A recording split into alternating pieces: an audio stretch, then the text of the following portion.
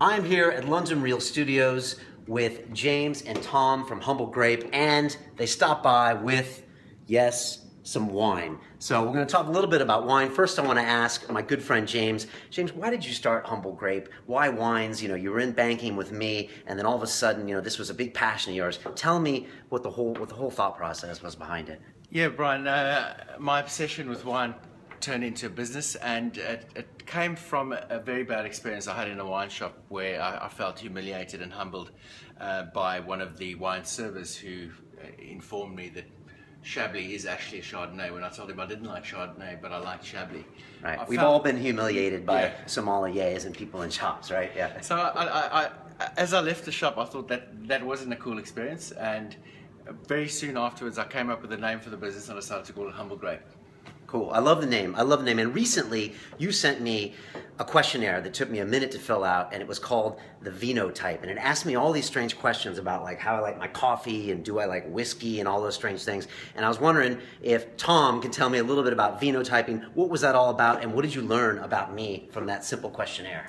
Right, so as James says, it's no secret that the wine trade is a bit snobby, a little bit intimidating. People focus on the wine and not the people. Vinotyping is getting to know the person, so asking questions to find out what kind of wines they really like. It was put together by a master of wine called Tim Hanni. He's American. 20 years of research.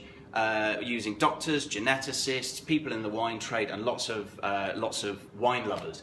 And he's got it down to three or four questions. He can ask you about whether you put extra salt on your food, things like that. And from that, we can accurately try and predict wines that you're going to like. Okay, and so what did I say, and what have you got cooked up for me here? What did you learn about me from my vinotyping? So we learned that you're very, very high on the sensitivity scale. Lots and lots of taste buds, which means you're going to find some wines taste a little bit harsh sometimes. So probably go for something a little bit softer, a little bit smoother. We also learned that you're probably the kind of person who gets irritated a little bit like by labels in the backs of your clothes. Doesn't everyone?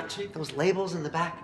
Okay, so you determined that just by my taste buds and my taste preferences. Yeah, so it's down to how sensitive you are to stuff. Your sensitivity to how things taste also applies to how sensitive you are to labels in your clothes, or how loud people are playing music, or what the thermostat's set at, whether you feel hot and cold all the time. So It's all interlinked. This is fascinating. By the way, if you want to do your own vinotype, it's free. It takes a minute. You just click on the link below, and you'll know by answering these questions kind of your wine profile. It's almost like a biohacker, like trying to figure out what your taste buds are all about. So, all right, guys, you're going to serve up. What is this that we have? So, Brian, we've brought a bottle of wine that suits your vinotype. It's from the Dow in Portugal. It's a bit more elegant and refined.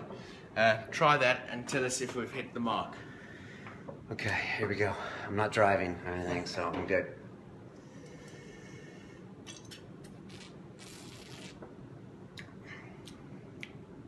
Very nice. Yes, and I'm picky. As James knows, I'm always complaining about the tannins in the French Bordeaux's. He's always like, "Oh, Brian." So, but that's good. It's on the fruitier side. It's something I would definitely drink, and it's drinkable. So, you know, I don't know if that's an anomaly, but I think you guys, you know, got to win. Excellent. That's fantastic. So get vinotyped and discover the wines you love. Awesome, awesome. Well, like I said, the link's below, so click on that. Go get your vinotype, and just big thanks to James and Tom. You know, James was the early adopter of London Real. He came on when our studios were just a few guys right there with some webcams, and so a good friend of mine from a long time. So I love the Humble Grape, I love the story, and now I love the vinotyping. So get yourself typed, and guys, thank you so much for coming and getting me buzzed on a Friday afternoon. Thanks, Brian. All right, guys, take care. Thank you. Okay, cheers.